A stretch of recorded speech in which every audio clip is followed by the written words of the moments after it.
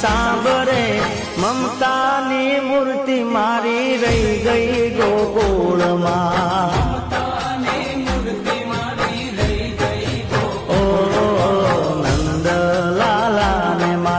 યશોદાજી સાંભળે